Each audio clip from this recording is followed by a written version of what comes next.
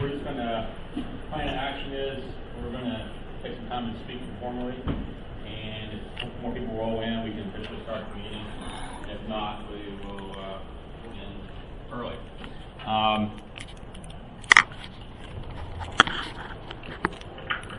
Is that thing on?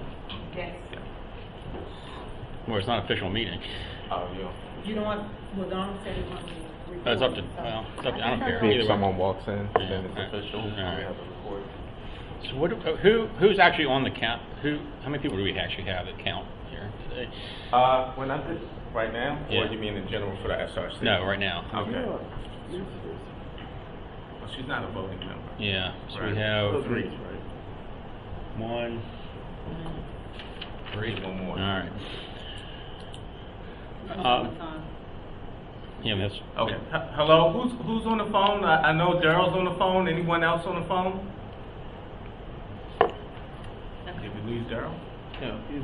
Yeah, I'm here. Okay.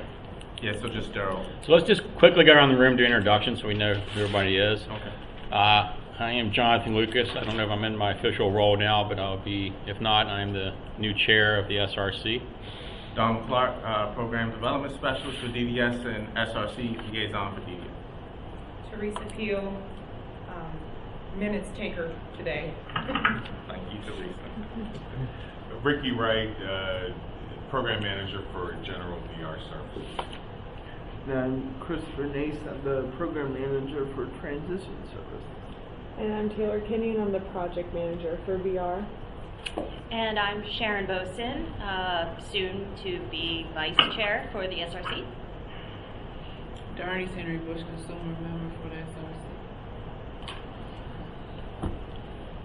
And then Carol. And Daryl. Introduction, Mr. App.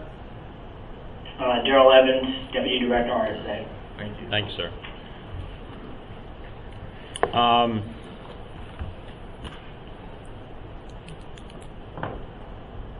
So a couple things. One is, as you saw in the handout that Daryl sent out, the emails, the plan is to go to a quarterly meeting format to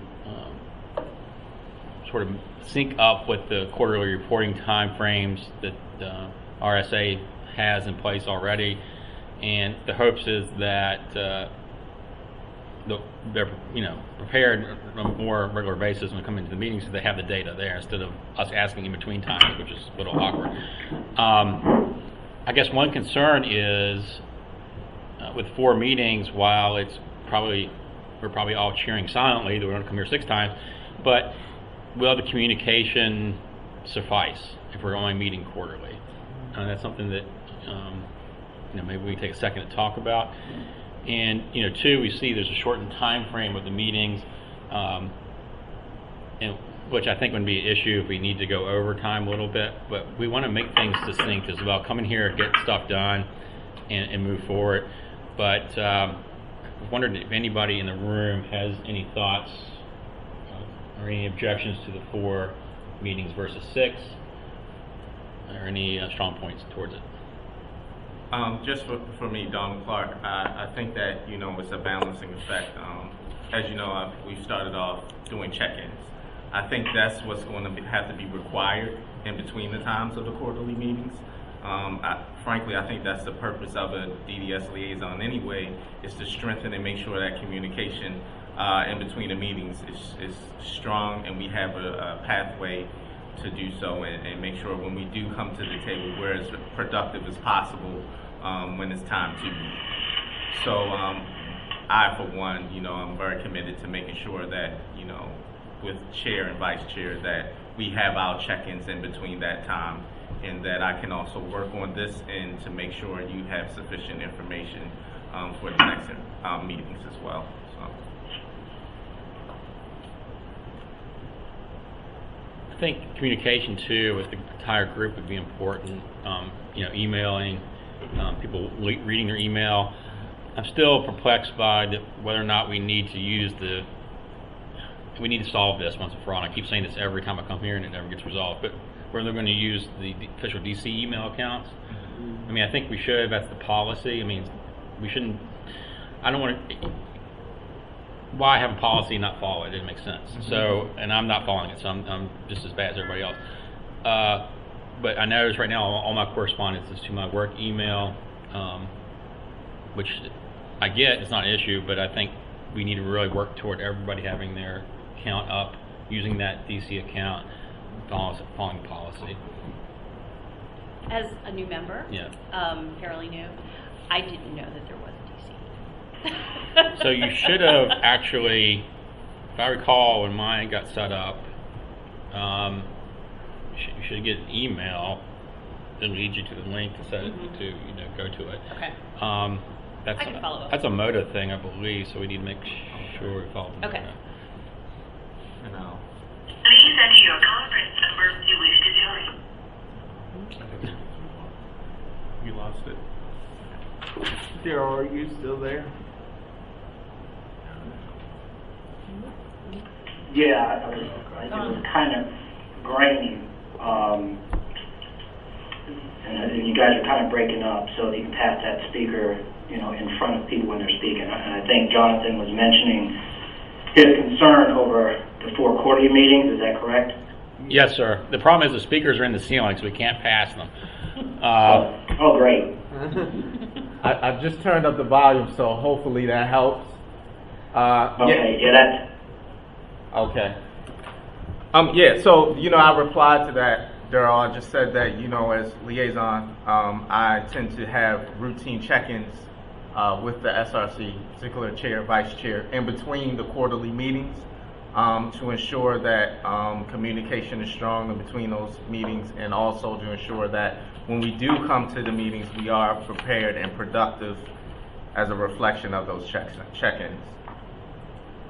Yeah, and I think that I would second that, especially from the fact that I think even in this short interim, Jonathan, that you've been the new chair, I've seen several emails going back and forth between yourself and Donald that really will speak to having open communication. And I'm not opposed to, if we put together some kind of an email group that would include whomever you would like, that if there is mass information that needs to come out before the quarterly meetings, that we would be able to share that. So then when we did all come back to the table, we could even address those issues if necessary or in the interim. I think this should be fairly fluid, but I think Donald's absolutely correct when he's saying because we report quarterly and that's when we have most of our substantial documentation that's going to really help the SRC see the whole picture and offer us whatever advice and direction they would like to. That's just a better time frame.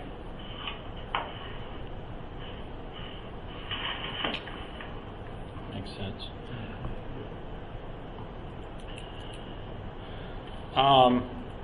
Were the 2018 meeting notes sent out?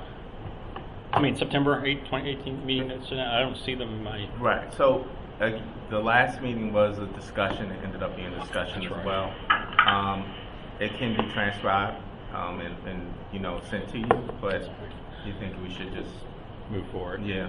I forgot about that. There wasn't a quorum either. Right. So that's an issue I want to talk about today as well. I think it's probably the biggest issue we have, honestly. But I wanted to start out, and I was hoping to have more of the folks here today. But look, I want you to understand where my thinking is on how we should operate as a team.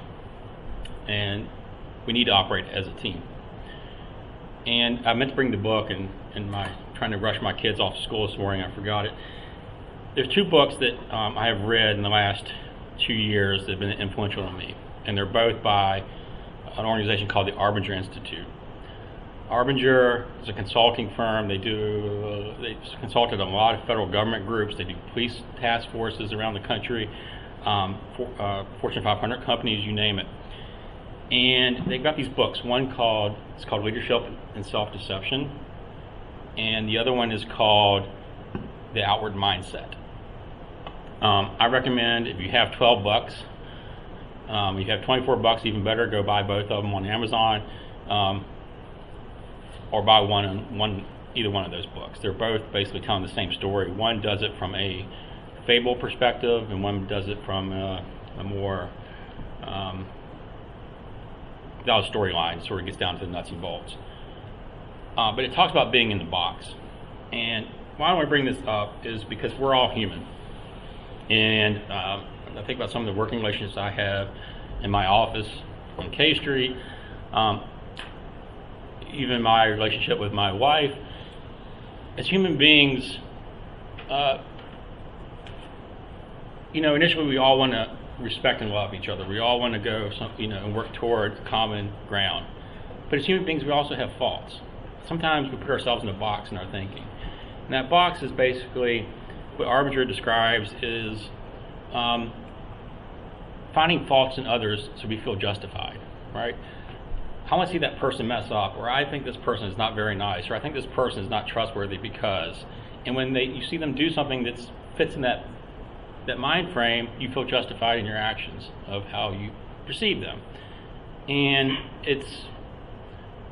some part of the brain feels rewarded by that. I don't know why we as humans are that way. But the bottom line is it's not helpful. And it's not helpful to organizations, it's not helpful to teams, it's not helpful to relationships with your spouses, it's not for friends. And I want us as a group to work toward a higher level of thinking beyond that. And that's where the self-deception comes in. We respond to others through self-deception. We lose sight of others and justify our own behavior. We blame and find fault with them. They become the problem, a nuisance, an obstacle, and no longer a person. The distortion of self-deception can take many forms. We exaggerate the shortcomings of others and pump up our own virtues. When we deceive ourselves, we see other people as the problem, and we find all the things that we imagine to be wrong about that person and their behavior. Doing so allows us to feel justified in terms of our thoughts and behavior. In other words, we need the other person to be blameworthy. To make matters worse, we often don't even know this is happening, that we have a problem. Many of us carry around these very own boxed-in perspectives, a result of unconscious conditioning and habits. We unconsciously create boxes of self-deception. Folks, the biggest lever for change is not change in our self-belief, but a fundamental change in the way we see others in regard to our obligations and theirs. This is an important time for each of us. It's time you're taken away from your jobs. It's time for us to commute up here to get this meeting at 9:30. It's time for us to make a difference in the lives of those who are most vulnerable in our city.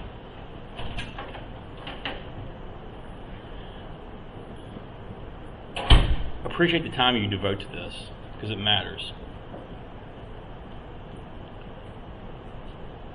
We've been pondering this effort in bold ways for the last several years. We want to make positive change. And I hope you will be both troubled and inspired as a result of this. Troubled because you know that the box is just a choice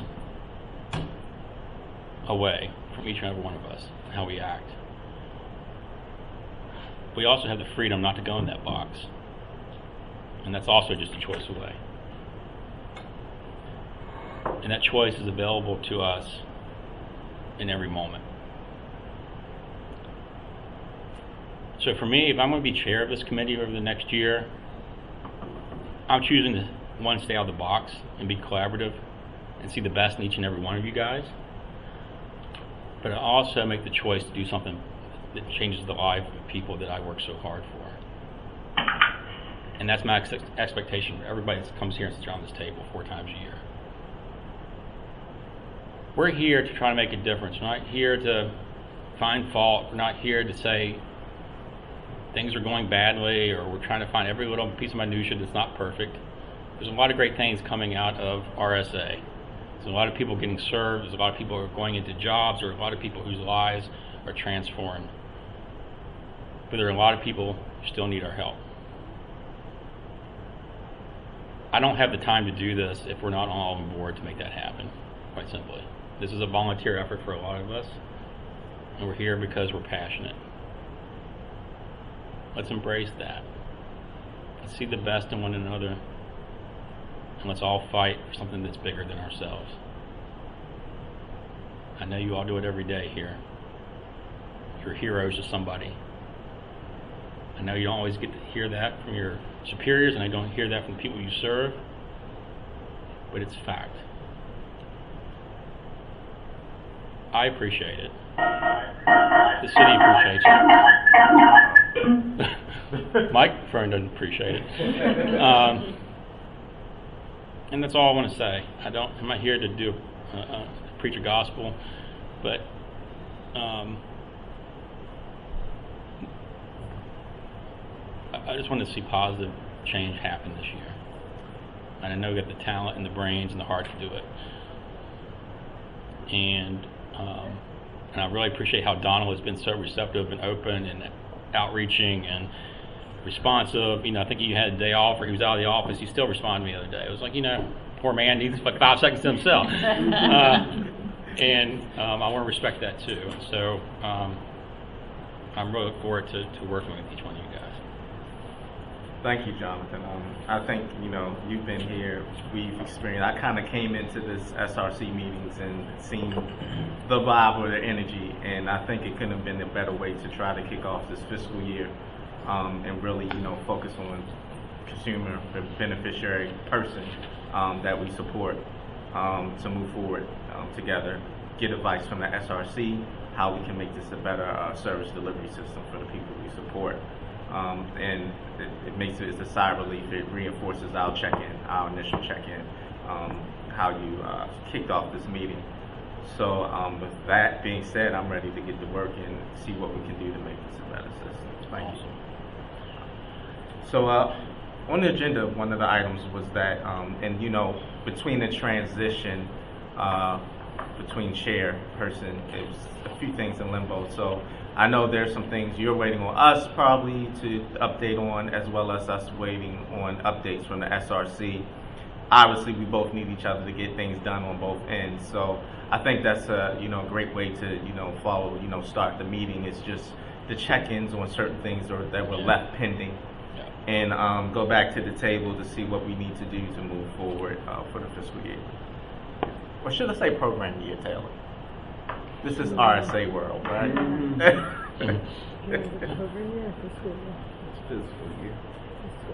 Fiscal year. I was right. Okay. Yeah, so, you know, one of the things we left off with, Jonathan, was that we didn't know where we were left off with the bylaws for the SRC. I know they're pretty old. That's what I had to research, was the old bylaws to get up to date with how this operates for the SRC. Is there any updates?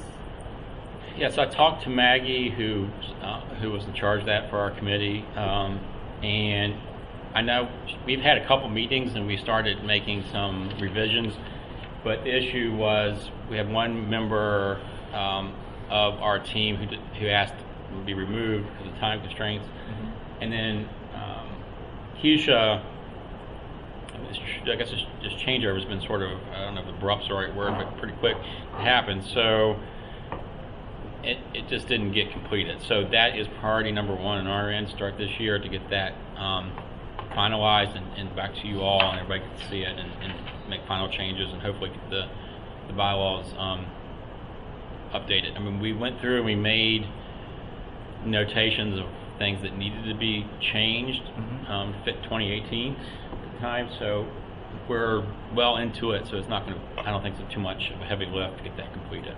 Okay, and also I need to follow up with MOTA pertaining to how, as I shared with you, they informed us that they're amending the requirement for the minimum amount of people on the SRC. So of course I think that would impact your bylaws as well, because that's cited in there too. So I'll get an update from MOTA, and that's something we don't really have to wait for the next quarterly, the next meeting to share. I'll check in with you, give you that update, as well as you too, Sharon, to share with the SRC. But I just forecast seeing that something that impacts the bylaws as well. Yeah, and that number we think is 15, so it's 21 now. Right. And MOTA is considering lowering that number to 15, which would be great, because that means we could make sure we have a quorum more frequently. And as we grow, it's great. If we have 20-some people who want to be part of it, super, but that won't stop us from having a meeting, official meeting. So thank you for following up with that, Donald. Absolutely. And the next one, I think we both can tag team because I know that's work I've been doing on my end and you'll be doing on your end as well. And this is crucial. That's the membership recruitment and development. We've got to get some new blood in here. We want to get more people representing people with disabilities. We need to get more employers in here. I'm talking, reaching out to a couple of employers now in the area, DC City, to see if they'll have a representative come. So this is what I would say. Everyone around this table, reach out to somebody that you know, invite them. The motive process isn't lengthy. So I think, it's not like you need to, there'll be time. If we can get some people in the door, they can get to the next meeting and be official. If not, they still come to the meeting and we make them official as soon as they can be processed by MOTA. But everybody knows somebody in the city. You have friends, businesses, you go into businesses, you frequently, quite often, where people with disabilities are getting placed into work. Let's find some folks. Let's find some people with disabilities who are interested in coming in and being part of this. We can't serve people if we don't hear from the people that we're serving. But I think each one of us should have a little bit of ownership in that, and everybody should bring at least one person to the table, potential person to the table. And just to add on to that, so my colleague out of my unit, she holds a lot of stakeholder engagement meetings, in particular Strong Families Community of Practice. She did do a presentation to them about, just high-level description of the SRC, and recorded some names of people who are interested. So I'll be happy to share that with you. Predominantly, those people from that meeting are either parents of people with disabilities or people with disabilities. But so that's ideal for what you're looking for as far as representation. It's just doing some of the legwork of us dividing, whatever, to contact them. What I see as one of the things is that when we reach out to them, they probably would need help filling out an application, an online application or something of that nature. So we can figure out how we can do that if need be for those people. In addition, one of the, I would say, most vacated seats on the SRC is the business industry role. We've been running into kind of a challenge with MOTA, being that they want a lot of DC district residents, but how many of our businesses or people, good morning, how many of our business partners who support people with disabilities really reside in the district? So we're really trying to push back on that. I think it should be more focused on the impact they make for our district residents versus them actually being a resident. So that's another thing we're hoping to I've elevated, and we're hoping to push back on MOTA to get them to understand that. Because we're always going to have a problem, in particular with that seat, how I see it, for business industry.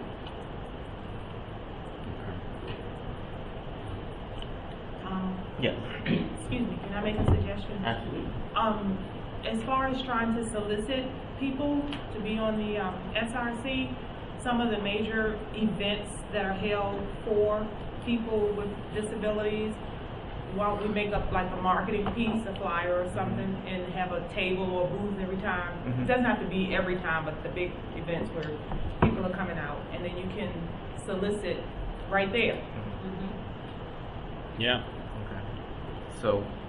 And I shared with Donald prior to this meeting, so I sit on the State Advisory Panel for Special Education for RSA, and I shared with them that we were looking for members, and there were a few people that were interested from that panel that would like to consider coming over to the SRC, and so I shared that with Donald as well. Great, thank you, Chris. Yeah, I was excited about that. Actually, funny enough, one of the people you initially referred to me, I was excited about them, found out they were on another council.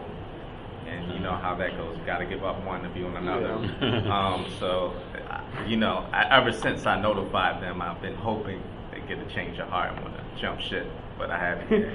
Yeah, very unfortunately, I think some of these people they do have a change of heart, want to come here, so I'm now taking people from one board to another. so then we have to recruit other people, but less. Yeah, okay. So, I'll share that with you, the collection of folks that we have so far for potential candidates to be on our SRC. So what would be the first step if we have someone that is interested? Well, from my initial experience with this all, the first step is to direct them to, MOTA has an online application. So the same process? Right, it's I the went same, through, right. Fill out Okay. the application. I have just been stressing to MOTA that when you receive the application, please notify me. I believe I'll have to, Teresa has previously sat on it as an interview panel for DDS, but she's moved on to greater things, so I'll be filling that role until there's someone else to do so. So it's very important, and just the timeliness of it all, I'm trying to make sure they notify me so we can move forward this as quickly as possible. Yeah.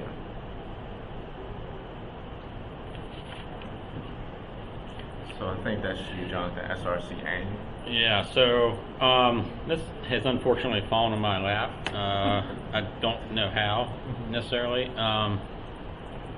So I did reach out to Keisha last week, and I got last year's report. I got some information. I'll tell you, last year's report was like a dictionary in length. Donald's been working hard to get me RSA side, information from RSA side. I know you're still waiting for another, I guess, update on that. Yes. It's due the 30th, and so it's been very short notice for me to get this thing. I mean, I will get something done. It's not going to be the dictionary length as it was last time, because I got no forewarning that I had to do this, and now it's been sort of put into place. There are minutes from the year, so maybe you just condense all of that. I probably have most of it. Yeah, that would be a smart idea. Unfortunately, like September, for instance, there wasn't minutes, there wasn't a quorum, so those are off and on. But I think it's great to look back on that. I mean, we sort of know anecdotally what we've done. We know the policies we've helped update, those kinds of things. So I'm going to put something together the best I can and get over once I. But the longer you take, that just cuts down the days. And I know, and I don't want to do that to you. And another thing is that being the circumstances this year, I went by the format of last year. It appears that we provided a majority of the information, and then it was just an analysis of the SRC's opinion of whether they were met or unmet, the accomplishments in particular. So hopefully it will just be that section of met and unmet for you once you look at all the information we provided you to draft that portion of it. Jonathan, do you want to pass that over to me? I tell you, Since you're working on the bylaws, that's what I know that you're still working on that. I'm happy, and with the deadline, I can work with that. One second, let me make a note here.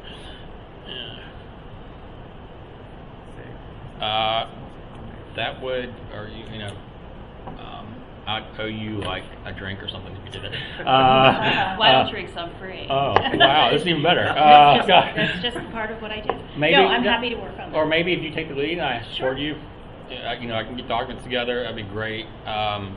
If you want to just shoot me whatever you have, Yeah. and I can compile it Okay. and work with both of you to finalize it. Okay.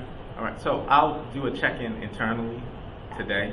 Okay. Because I sent the document to Jonathan, then I found out, wait a minute, we want to revise this to make sure it's accurate before you start plugging it in.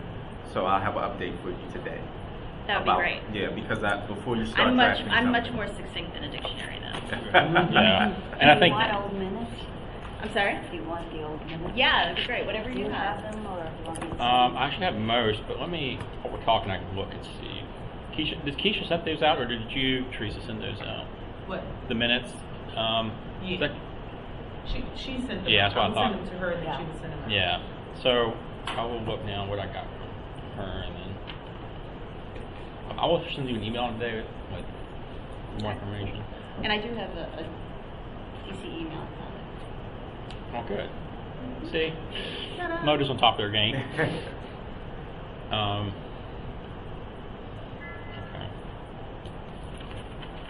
Any other thoughts, questions on that, concerns? I feel like it's gotten easier. For the media. Immediate. So we were talking before you came in about increasing membership, of course, and so what I've asked everybody to, the next 3 months, try to bring one person to the table. Are you looking for any particular, I mean, Any, but the two focus groups that Donald and I discussed were more people with disabilities and more business, people from business side of the district. But if you have somebody who's great, who is connected in another way, that's fine too. so,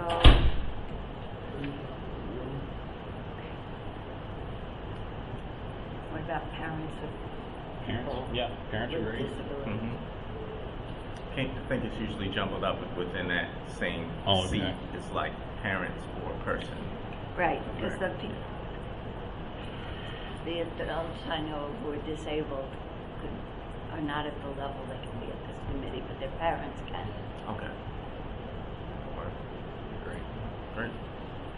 I kind of worked with you on this one when E. Jonathan was the future efforts as far as outreach. I think, I said that doing my research, supposed to be outreach efforts between the SRC and SILK. Yeah. Educating people on VR services and things of that nature. Hello. Welcome.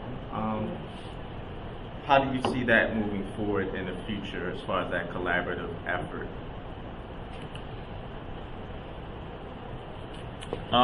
Again, I think we need to increase our communication with Silk, and I think we need to, we're here to play a role too. Go to meetings, get out in the community. My biggest concern, haven't been either involved like I was in the last 3-year. I'm sorry, I forget the name of it. The last 3-year report that was conducted by San Diego State, and sitting in on the one before that.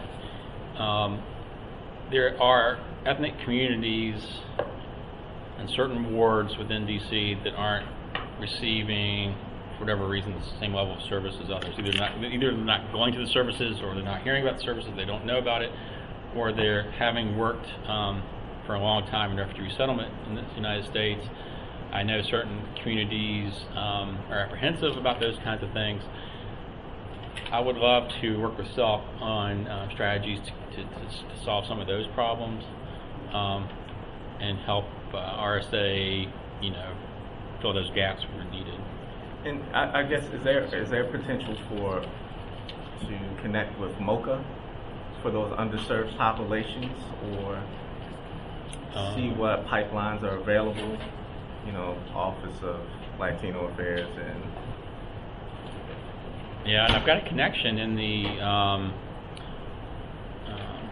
mayor's, also, a former colleague of mine works in the mayor's office for, I apologize, I don't remember the terminology, kind of Asian population. Pacific Islanders. Pacific Islanders, Yeah. thank you. And I wanted to reach out to her, see if she had any thoughts about that community. I know it's like anything else. It's like if I do diversity recruitment for Fortune 500 companies, people with disabilities. And the only companies that are very successful at it are the ones that are purposeful at it. And so if we're not going to be purposeful in those outreach efforts, we're not going to see them coming in and getting the services they need from RSA. It's that simple. So, but I think we need to have more conversations with Silk. All right, so turn it over to the DDS team, RSA team. Actually, I was going to ask, maybe we should start from the bottom, D, and then we'll go back to the rest of the items on the agenda. Basically, I want to turn it over to Chris, and we'll send this to you. It's the VR State Goals Progress. It will be posted on the website too, and I'll send that to the SRC for the link.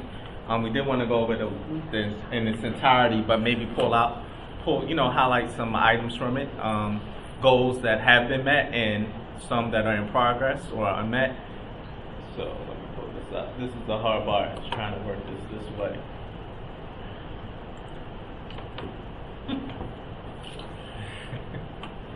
Yeah.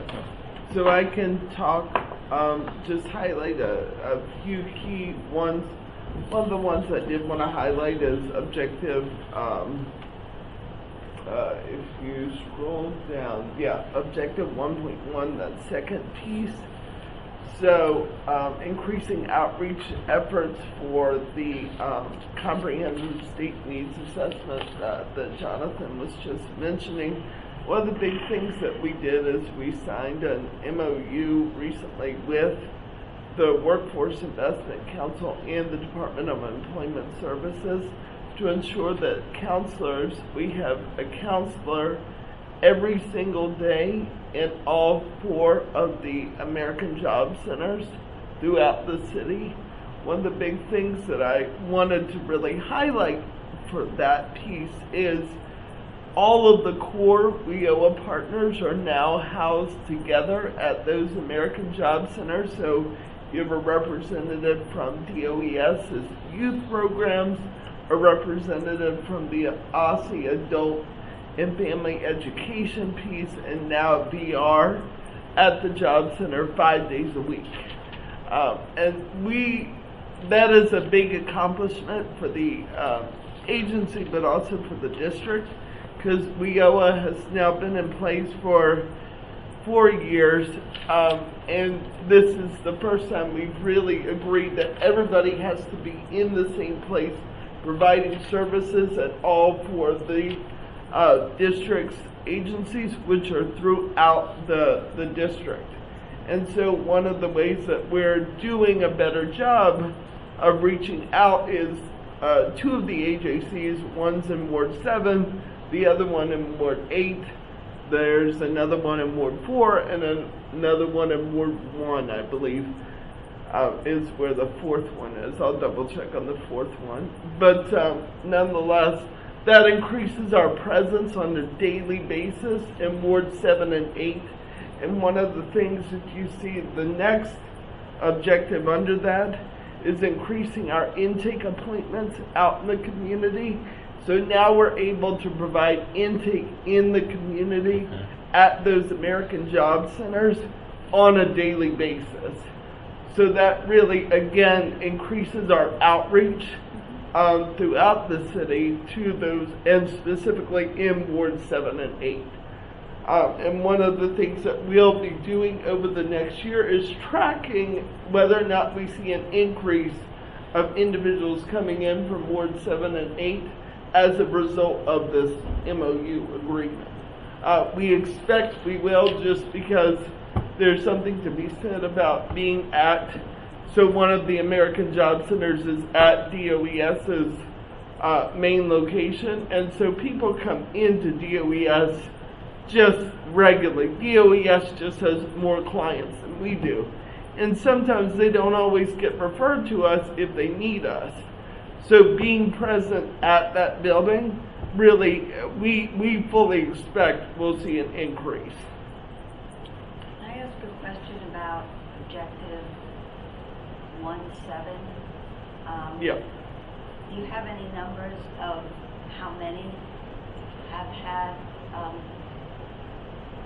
Benefits counseling? Yeah. Yep, so I can talk about that measure. One of the things that we've been doing internally is reviewing that measure, because what it says right now, approximately, it's a little over 1,800 people receive SSI or SSDI, and saying that we're going to reach 250 per quarter doesn't account for if you've already had benefits counseling, you're not coming to another benefits counseling session. And so and a lot of people are with us multiple years, and so they don't necessarily get benefits counseling every single year. And so our number right now for our projection, we're reaching just at the agency level about 34 people a month. And that's because people have to choose to come into our orientation. We actually have one at 11 o'clock today. The other thing we're looking at is, actually, we do benefits counseling beyond this agency. So like at the Supporting Families Community of Practice, we do benefits counseling. We've done benefits counseling over live stream for Facebook, things like that. So one of the things we're looking at incorporating that number is going beyond just the orientation we provide, and then capturing it broadly as to what we do, not just at RSA, but what DDS does. And so that's why we're saying right now it's unmet, is just because the number is based on who comes through the door. And so if 250 people a quarter, which we don't necessarily expect 250 people are going to come through the door, we don't want to say, well, we met what we could meet. You know, it really is, if that's the measure, that's where we are. What we're looking at internally is, should we really revisit that? Because the other side to that is, we really believe it should be, the measure should be reflective of a percentage of people walking through the door to do intake that require benefits counseling. And so if you walk through the door at intake and you receive SSI or SSDI, then we'll reach 75% of the new applicants. That really is a more accurate measure as opposed to 1,800 could have been here for multiple years and gotten it over multiple years. The other big one I wanted to highlight was Objective 1.4 for right there for the high demand careers. So I sat down with Daryl and we put together a chart for SRC for last fiscal year of what we met for the high demand careers. The high demand careers are construction, healthcare, hospitality, business, and IT, security, transportation, and customer service. And these careers are set by the Workforce Investment Council. So based on those numbers, and last year at the end of the year, we had 610 successful closures. Of that 610, 400 were in high demand careers. The majority of them were in hospitality. 168 people got some kind of job in the hospitality field, and then 115 of them worked in the customer service field. Both of them were increases from the previous year, particularly hospitality. We saw an increase of 88 people over the previous year, where we only had 80 people work in that field. What are they doing in hospitality? So it's a variety of careers. I'd be more than happy to break it down for you and give you an actual breakdown of the careers that people get, but it spans the gamut. So there are some people that are working in hotels that are doing laundry, doing things like that. Some of even our Project Search students do some of that work. Then we actually have frontline managers and hotel security and things like that that go into the hospitality side of things. And so it ranges, but I can absolutely break that down for you. The one that we really are looking at for this year that we saw a particular drop was in business and IT. This year we were 67 fewer people got jobs in business and IT than the previous year.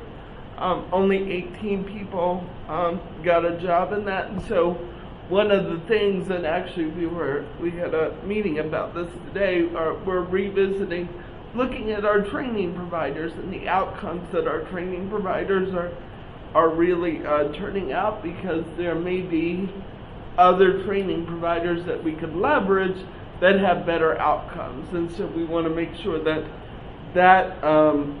career field is something that we focus on over the next year to really increase outcomes. Yes, sir. So one thing I wanted to, it's a good time to make you all aware of this, and I want to talk to you all offline more as we progress. So give you just a 2-second overview. I wear many hats in my office. One, I'm an executive for the ARC of the United States. 2, I oversee our for-profit consulting services to businesses around getting people hired. 3, I'm the executive director of the ARC of DC now. So it's so I come here like thinking many different things. But why I say this is because for our consulting services, we're focusing in 2019. We're national, but we're really focusing on the DMV area. And I'm bringing in a company called Divergent, who provides IT training. They're a company, they're for-profit, they're tax qualified as a public good company. So that means they are for-profit, but they provide support to community, they want to do good in the community. One of the things that they're going to provide for the DMV to our chapters, and I'll open it up to any other provider who wants to have opportunity to this, is a program where they can place people in their training program free of charge. And they will train people to go into the IT industry. And so I want to be a resource for RSA. Right. Okay, for the upcoming year, and see if we can make a dent in that 76 number, get it back to increase it. We know, we've heard the big news, Amazon coming in. That's not going to be overnight. That's going to be a phased-in thing, so people are getting sort of excited. But there's going to be a lot of opportunity. Virginia Tech is opening a campus on the Alexandria side of that whole area, what they're now calling National Landing, whatever they're calling. So the future looks very bright for you guys when it comes to that area. It's just, but for this year, let's work together to make Divergent a success here for you all. Absolutely. That's very helpful. And I just wanted to tip my hat off to Almond, Performance Management Manager, who, when you go back and compare this to September's quarterly versus this one, you'll see this one is way easier to comprehend and read. The other one, and she, pulled the team together to make sure that we are able to put something online that anyone can pick up and actually, understand it immediately. So, we definitely worked hard to make sure that, it's broken up by reoccurring measures, non-reoccurring measures, and you can easily see what's in progress, what's met, and what's unmet. So, it really reads off, and you can decipher it quickly and get back to us with any feedback or recommendations. And thanks Great. to Chris and Donald for sitting with me for 4 hours. Oh, while I- no, it wasn't sitting. We were held captive. I looked in your eyes and I saw I couldn't leave. No, this is great. Thank you guys for this. So just wanted to go on to back up to the top. So one thing we were doing was submitting the financial budget report to the SRC. What we wanted to do was standardize that and make sure that consistently you know what you're getting. So we've come up with the standard data elements that you'll get, and it's actually the same one from September. Okay. Those are the data elements that you'll see moving forward that will be on there. However, we do know that there may be additional requests outside of that. So we want to make sure that there's a pathway to do so.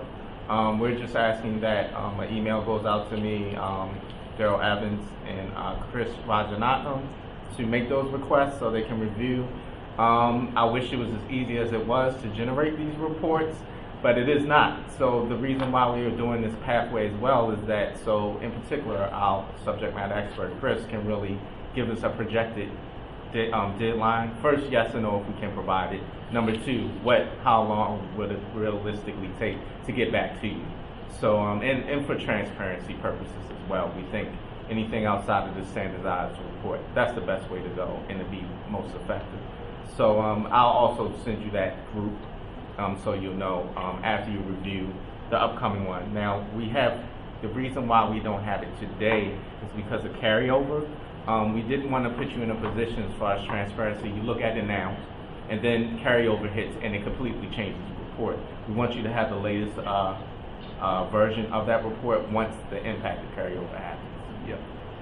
Did I get that right? Yeah. Which will happen in the month.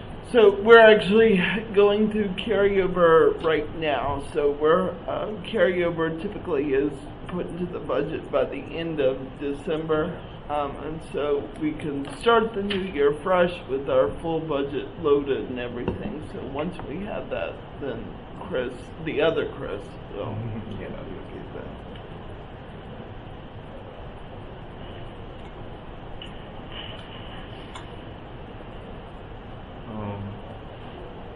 Were there any questions about any of that? Do you think that's okay? Next is I'll pass it back over to you, Chris, to provide a report card. Yep. So just as an update to that, and now Amon's team actually manages the provider report card. Oh, you're fine now. Manages the provider report card, and so what we're doing right now is we're developing an online system where clients and community members and providers can actually go to actually see what providers work with RSA, what their rate of success with employment is, whether or not they're accepting referrals, and ultimately how many people they can serve and where they're located. So we modeled it after, and once it's complete, we'll demo it for the SRC as well. But what we're modeling it after is DC Public Schools has an online system for their schools, a rating system, and OSSI just launched this new rating system last week, I think it was. That's correct. A lot of controversy there. We're trying not to be controversial. But that being said, we're modeling it after the same thing. We're not rating providers, we're just giving the information, but also giving a map to community members to see where providers are located, so that they can truly make informed choice. We have a lot of clients who select a provider, and the provider is way out northwest, and they're not able to get there as easily, and so we have to shift things around. So we want to be very transparent about A, what our providers do, what services they provide, B, what their success rate on A, getting people employment, their rate of turnover with people that are coming into their agency and subsequently are not able to get employment, and finally, whether or not they're accepting referrals, because some providers say, hey, we're holding right now because we have a lot of people we're working with and we're trying to refer, and it gets a little confusing. So we want to make sure that that's updated online on a consistent basis. Can you, I mean, my experience with trying to get referrals from my son's, I don't know, coordinator. Yeah. They're just not as educated. You know, they always refer to the biggest ones, and Right. the biggest ones aren't always the best. Yeah. And That's the second side to this.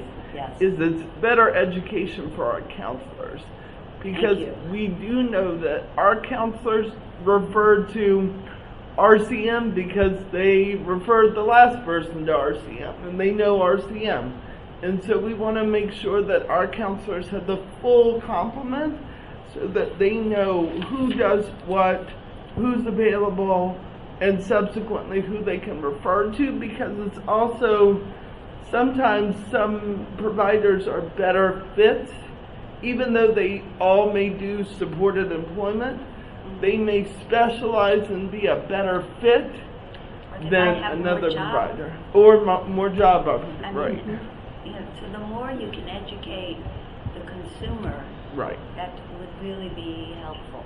Exactly, and right now I think one of the consistent things is we just have a list of providers. There's not a lot more there other than whatever the provider lists on their website, which is not always, you know, as helpful to the client. Yes. That's great, Chris. One thing I wanted to ask, and maybe this is version 3.0, not even 2.0, but could it get to a point where not only the success rate is just a general success rate, but success rate for certain business industries? So we are going to highlight certain The high high demand industries where their placements are, because one of the biggest things is the connections that those our providers have as well, which depending on the type of job that people are looking for, that's very important. So that is a component of the report card that we're hoping to make available. Can I offer myself as to look at the report card as a consumer, as a client, just to give feedback if you have any variability, or maybe show it to this group? Oh yeah, that is fully our intention. Good. Right now, if you look at it right now, it's got, I don't know if you've ever seen where, you start a website and it's a bunch of nonsensical letters and words and what have you. That's what it looks like right now. And so we didn't want to necessarily put that because it wouldn't give you an idea. So once we fully built out the model, the next step is, and hopefully by the next quarterly meeting, we're able to share it with you guys before it goes live. So, this is really great news. I think it's going to be huge. So, and I apologize for being a neophyte and having my memory being bad. But a year ago or so, I think it was you, Chris, came in and showed us this new shiny data system. Where is that? Tableau. We still have Tableau. So Tableau. No. Different. The internal tracking of our case review system. Yeah. So you're still using that? Still using Tableau. Okay. Because I thought that was some really good information on there. But you were still in the early stages of it. Yeah. And, can we get an update maybe at our next maybe next meeting, just a little update on how that's going. That would be just for curiosity, because I thought that was a really... Are you using... I use Tableau a lot. I mean, my office, we do a lot in Tableau, but is it effective? And yes. Is it being used, and you had somebody or a bunch of people who were programming it? Yep. So I have 3 different dashboards in Tableau that I look at on a regular basis. So I look at the overall RSA. So we track, how many people are successfully exiting, how many people are in each status, and so that gives the broad overview. Then I also have a case review file that actually tracks compliance for every individual counselor, and I think Tableau is very cool because it actually gives you a big picture, and then you can aggregate it in so many different ways. And then the other one is I have an intake. There's an intake dashboard, so I can see who's coming in, where they're coming in from, and then broadly what services they're seeking. And so that is, we absolutely can provide an update because we use Tableau on a very, very regular basis. Can I just put a bug in you? Can you think about the report card and putting that in Tableau so people can slice and dice it? Yeah. Eventually. So we've been talking about for provider data, utilizing Tableau for provider data. Tableau for us, and I actually can show you, it requires a login, and so that's why we had thought about making the dashboard on a website just so that it's more accessible to the broader. You can put it on their website. Just, I like the slice and dice features, and providers, when you're getting all this information, if it can feed into a dashboard, so make it easy. And one of the things, and when we show you, one of the things we did on the website for the provider dashboard is you can compare different providers side by side, or it'll give you multiple. Yeah. So there are ways that we've sliced and diced it too, but that's also good feedback to bring back to Amon's team to see if there's any way we can leverage Tableau with that as well. Yeah. Another data question. Sorry, maybe it's not the right time, but and I talked to Donald about this. Sorry, not Daryl.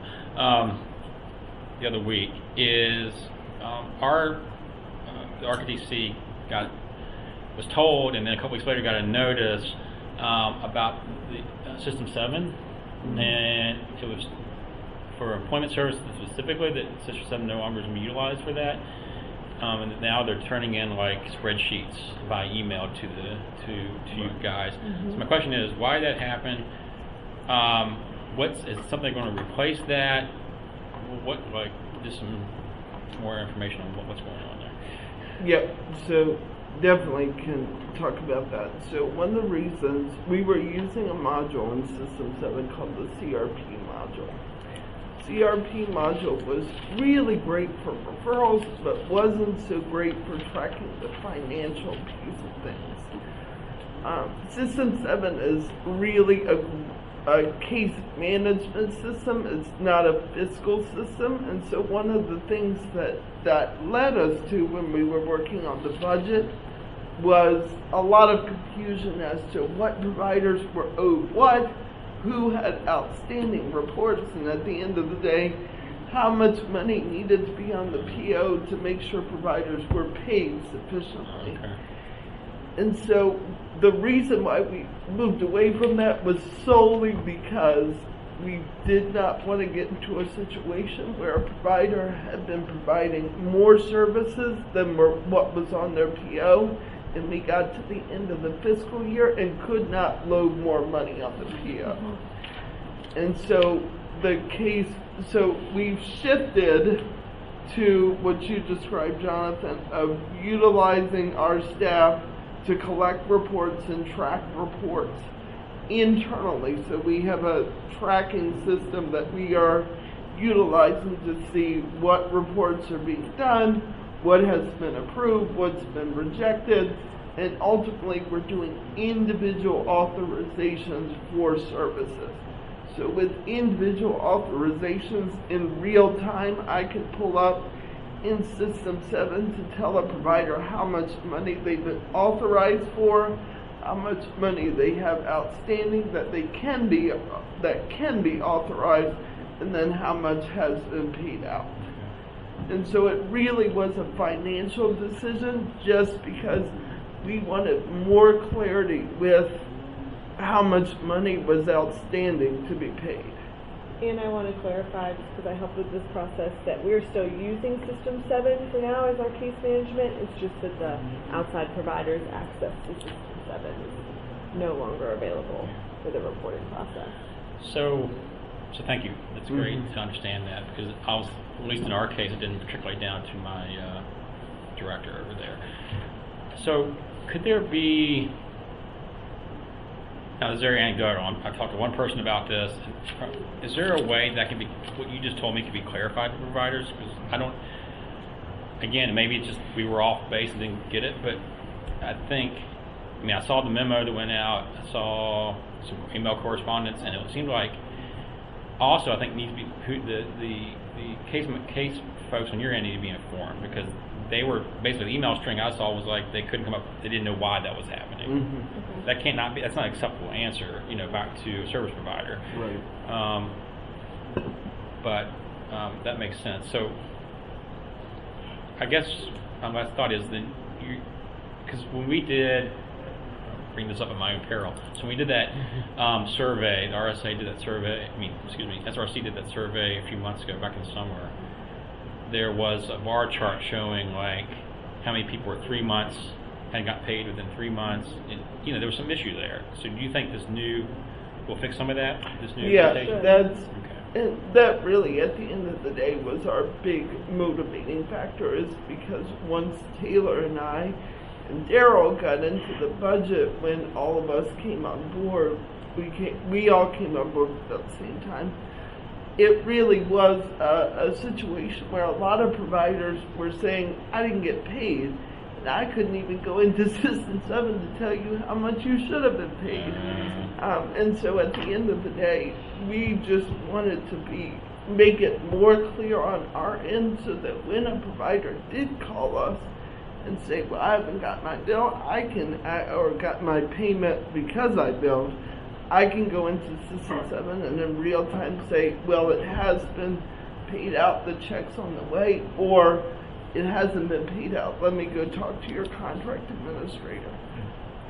And then the other big thing is, to your point, we really do want to have a provider meeting where we sit down with providers, because there also is a lot of clarity about where reports go and what reports should go to whom and what have you.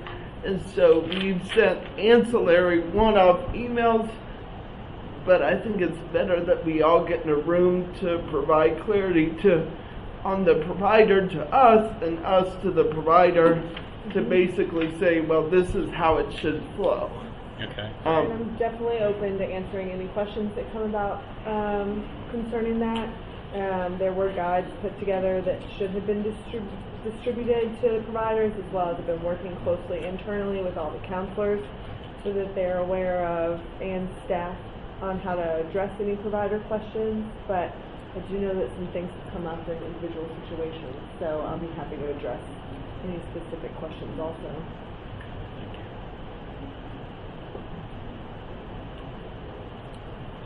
And we're working with, her name is Erin Levinson. Erin Levinson is now the Deputy Director over Quality and Performance Management for the agency, and so she's overseeing the work for providers, and so we're working with her team to schedule a provider meeting for RSA. Could you do me a favor? Shoot me your email address. Yeah.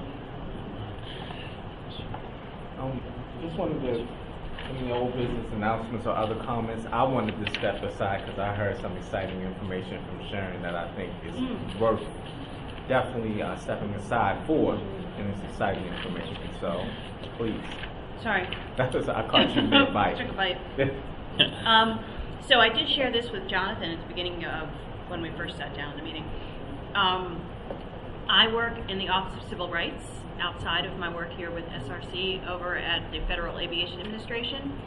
And in the capacity, my immediate coworker is also the manager for people with disabilities program on a national level. And so we look for all year long interns for people with disabilities and people with targeted disabilities for all of our lines of business. So it doesn't necessarily have to be STEM-oriented work. It can be IT or computer work, but it can also be, program management, program support. It could be any number of administrative or anything within the agency, and it could be work all over the country. And also, I was brought on to work on an aviation development program where we are looking to hire people with targeted disabilities as entry-level air traffic controllers in 10 targeted cities around the country. So we are just now trying to spread the word about this. If anybody wants more information, I'm happy to share it. I have a website that's constantly being updated, and we already have these 10 positions open, and yes, your smile, it is so exciting. We are so thrilled to have this moving forward.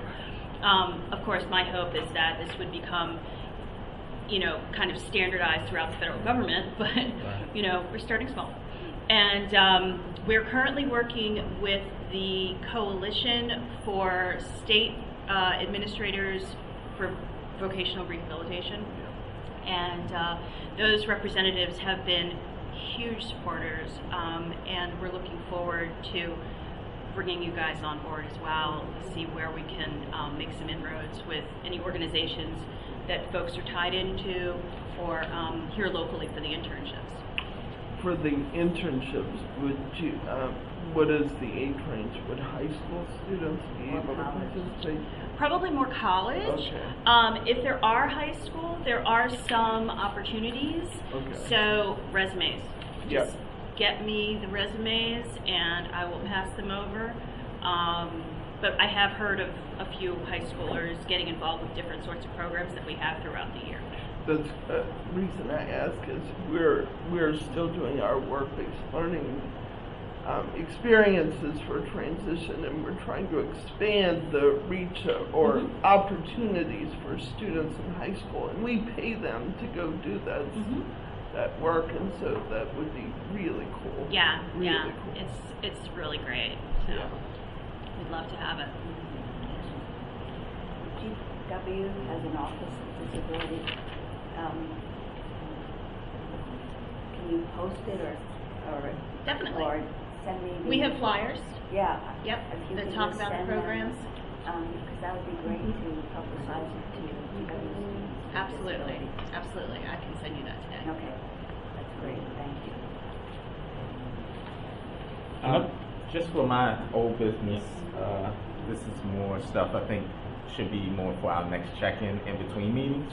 It's just a tracker, so I don't want anything that's been left over or pending that still may be important to the SRC to address, or as far as the action items on that tracker, if you recall it. So maybe us three can get together, look at it, see what we still want highlighted as items to move forward with. And after that, most importantly, what are we going to do with the tracker moving forward? Come to a decision if we see it as something we want to continue to use or not. But I think one step at a time, us checking in and really looking at it together to see what needs to be followed up on or addressed.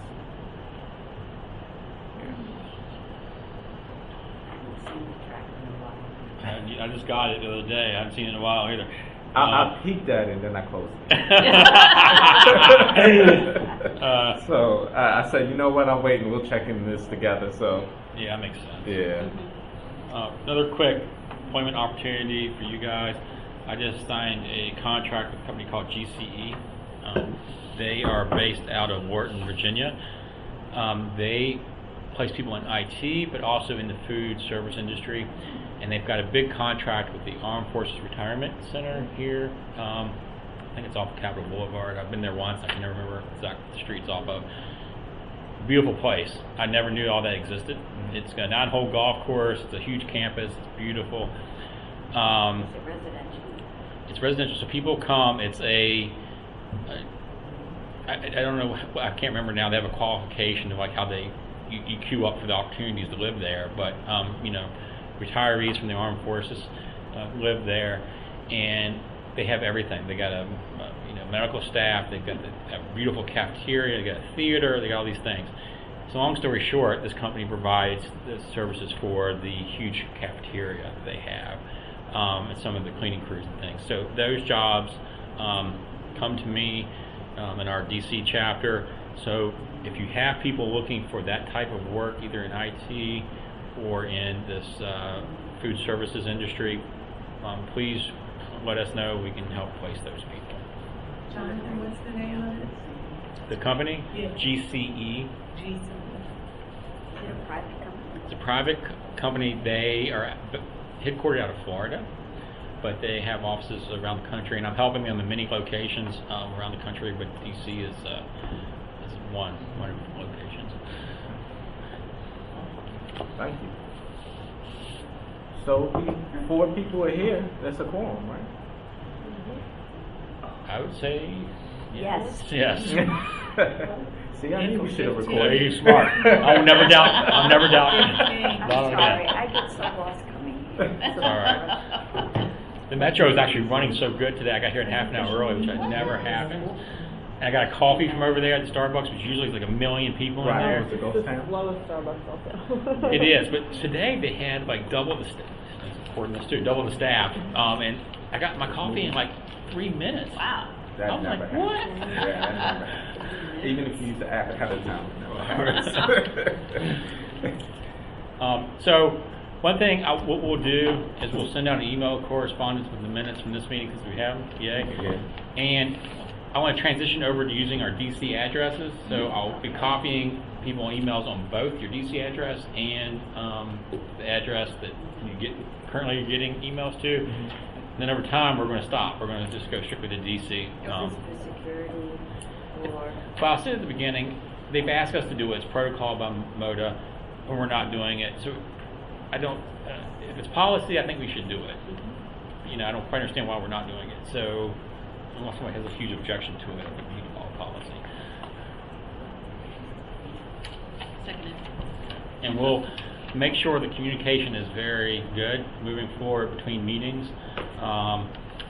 Three of us set up times, routine times to check in with each other.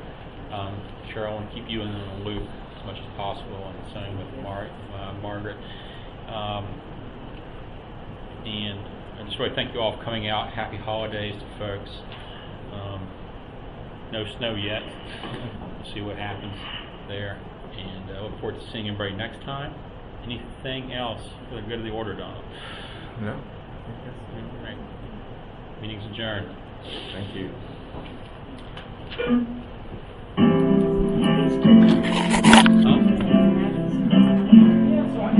I don't want to touch anything in recent. I don't want to be the person. I'm assuming it's that one, that's right? it. Actually, it's you press that.